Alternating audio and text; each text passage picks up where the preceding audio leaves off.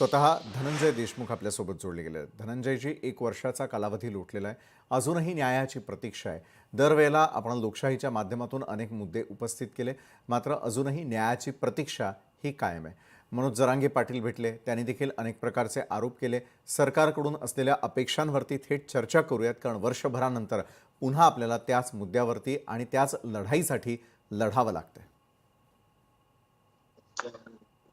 आपल्या हातात ज्या गोष्टी आहेत, त्याच आपण करतोय.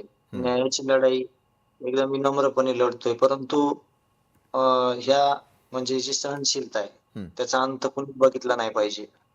कारण एवढी मोठी हत्या झाली. हं, माझा भाऊ कायमचा हिरावून ह्या लोकांनी नेला. बरोबर. दुर्दैव ह्या गोष्टीचं वाटतंय, की त्याचं समर्थन करणारे काही लोकप्रतिनिधी आहेत. हं, त्याला बरोबर म्हणणारे काही लोकप्रतिनिधी आहेत आणि ते जाहीर सभेत सरळ बोलून जातात, की त्या हं, व्यक्तीची आठवण येतेय.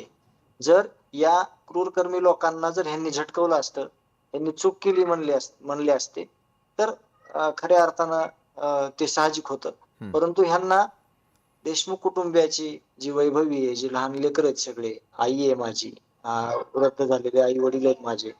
त्यांचा विचार या लोकांनी कधी केला नाही. हं, या क्रूरकर्मी लोकांचा विचार यांना जास्त येतोय. आम्ही तर लढाई जी न्यायाची आहे, ती हं, लढतोय. न्यायाची लढाई लढताना सगळे तुम्ही प्रसार माध्यम असतील, सामाजिक कार्यातील सगळे लोक असतील, काही लोकप्रतिनिधी असतील, हं, ते लढतायत म्हणून आम्ही इथपर्यंत आलोय. परंतु हं. आम्हाला लवकरात लवकर न्याय द्यावा. आम्हाला लवकरात लवकर न्याय नाही दिला, तर पुढचा काय पवित्रा असेल आमच्या गावाचा, देशमुख कुटुंबियाचा, भाऊ म्हणून माझा, हं, हं. तर त्याचा विचार खरंच केला पाहिजे. आणि आम्ही कुठेतरी हात जोडून विनंती करतोय, की लवकरात लवकर आम्हाला न्याय मिळावा. जो फरार आरोपी आहे, त्याला पकडण्यात यावं. या सगळ्या गोष्टींची गांभीर्यानं दखल घेऊन पुढं जितक्या लवकरात लवकर आम्हाला न्याय मिळेल, अशी आम्ही एक आशा व्यक्त करतोय आणि आम्हाला न्याय मिळाला पाहिजे, अशी आशा व्यक्त करतो. बरोबर आहे. मात्र धनंजयजी, ज्या प्रकारचं वक्तव्य अगदी काही दिवसांपूर्वी जाहीर सभेमध्ये करण्यात आलेलं होतं, मला आठवण येते. हे म्हटल्यानंतर हां, किती तिळपापड झालेला होता आपला या सगळ्या प्रतिक्रिया पाहिल्यानंतर. कारण माध्यमांनी देखील या संदर्भातल्या बातम्या लगेचच चालवलेल्या होत्या. ती व्यक्ती कोण हां. हे शोधून काढण्याचाही प्रयत्न झाला.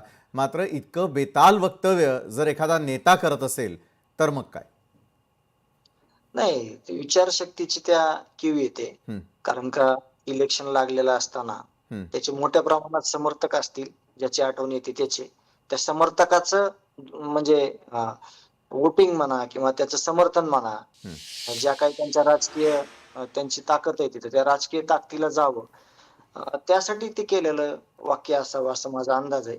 परंतु त्या व्यक्तीनं चुकीला चूक जर म्हणलं असतं किंवा देशमुख कुटुंबियाला न्याय मिळावा म्हणून जर काही प्रयत्न केले असते, हं, तर साहजिक होतं. परंतु ते लोकप्रतिनिधी माझ्या हिशोबानं लोकप्रतिनिधी नाहीत. कारण अ, अत्यंत चुकीचं, चुकीला समर्थन करणारं आणि सगळे हे जे खून-खराबा झालाय, हं, हं, हे फक्त गाव आमचं खंबीर होतं, गावाची खंबीर साथ होती. हं. गावानं महाराष्ट्राला दाखवलं आणि महाराष्ट्र सगळा उभा राहिला. सगळ्या जाती-धर्मातील लोक इथं उभा राहिले. नाहीतर यांनी कित्येक खून पचवलेले आहेत, कित्येक लैंगिक शोषण झालेलं आहे, कित्येक जागेवर आर्थिक शोषण झालेलं आहे आणि हे सगळं सर्वश्रुत आहे.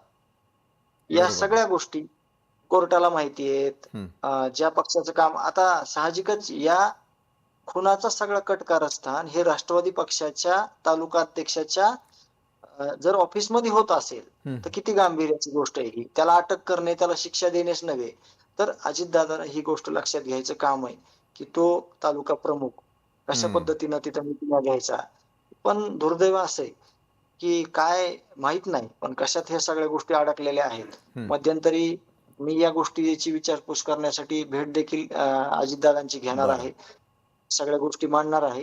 कारण ह्या सगळ्या गोष्टी एकदम अशा आहेत, कोर्टात देखील आज सुद्धा राष्ट्रवादी काँग्रेस पक्षाचा सिम्बॉल असलेल्या गाड्या येतात. आम्ही त्याचे शूटिंग करून ठेवलेले आहेत. हं, हं, हं, जर हं. अजितदादा हे वाद्याचे पक्के आहेत, ते जर म्हणले दाखवा व्हिडिओ किंवा दाखवा, तर ते सीसीटीव्ही त्यांनी तपासले त्यांना सगळं बघायला मिळेल त्याच्यामध्ये, की बरोबर. कशा पद्धतीने गाड्या येतात, कशा पद्धतीने हे लोकं पक्षाचा राजकीय आश्रय घेऊन आम्हाला भीतीयुक्त वातावरण तयार करायचा कोर्टात म्हणजे प्रयत्न करतात. ह्या सगळ्या हं. गोष्टी ते बघितल्या तर त्यांना डोळ्यावर विश्वास नाही बसणार.